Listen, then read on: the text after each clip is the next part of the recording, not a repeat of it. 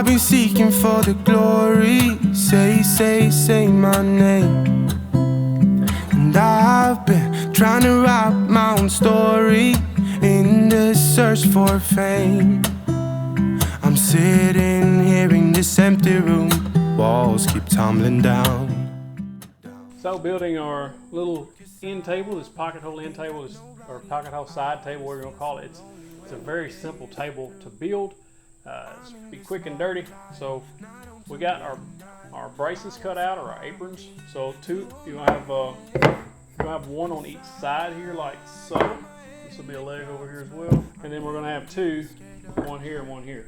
Okay, that's how it's gonna look. And then these two will go down here at the bottom, 2 inches off the bottom.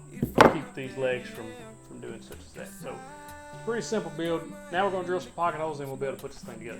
24 inches tall, I don't know if I mentioned that. These legs are 22.5 inches long because the top's 1.5 inches thick, so that equals 24 inches. So I'm gonna drill my pocket holes. I'm gonna go ahead and drill them all so that I don't have to stop later. This is the Craig K5. I highly recommend this pocket hole jig because it's got this nice depth gauge, and it also has a stop block, which comes in awesome on these type 2x2s, because you can this thing screws in and out. You just snap it into place, and then it'll hold it at the exact spot so that I can get my pocket holes at the exact same spot every time.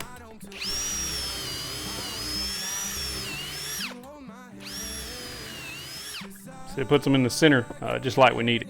I'm getting really scared of heights.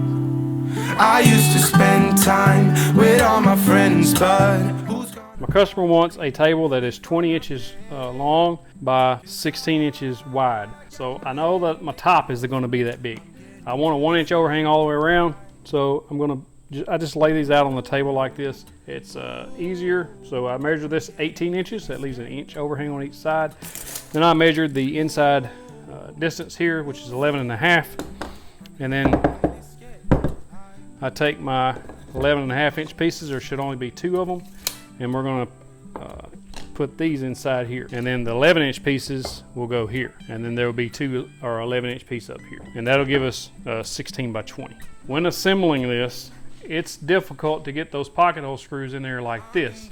So what I like to do is I'll lay this down flat, and we'll turn the pocket holes to the top. That way you got easy access there. All you gotta do is keep these flush at the top. We'll build both sides like this, and then we'll put the other pieces on. So I'm just gonna glue and clamp this and put the pocket holes in. Who's gonna like me if I'm not there? 'Cause I got my head in the clouds, but I'm getting really scared of heights.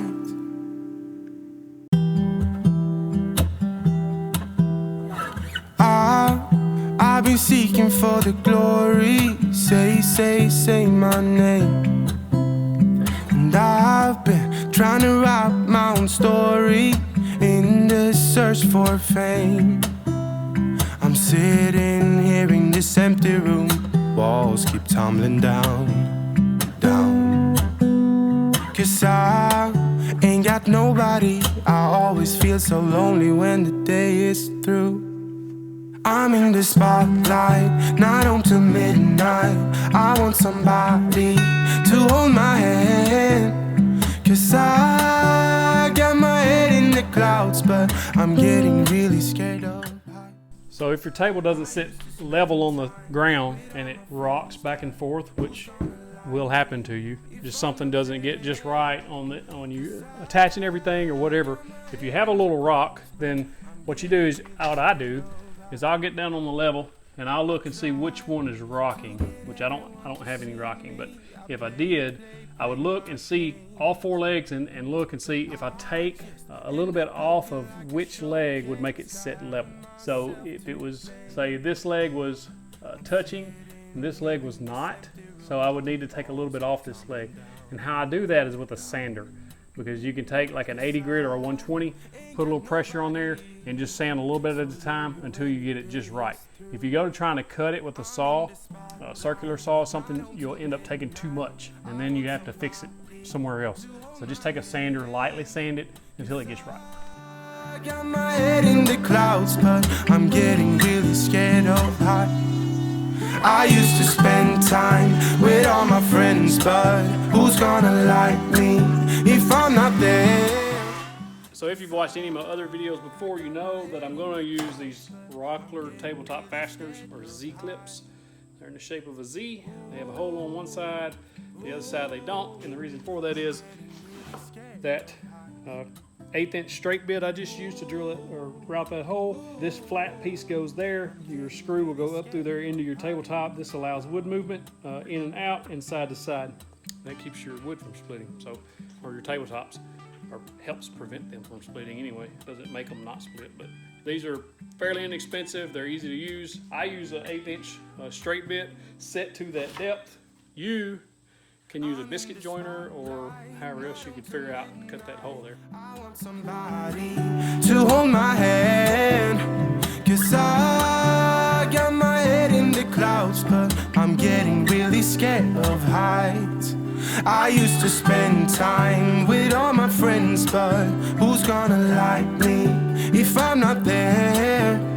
'Cause I got my head in the clouds, but I'm getting really scared of heights.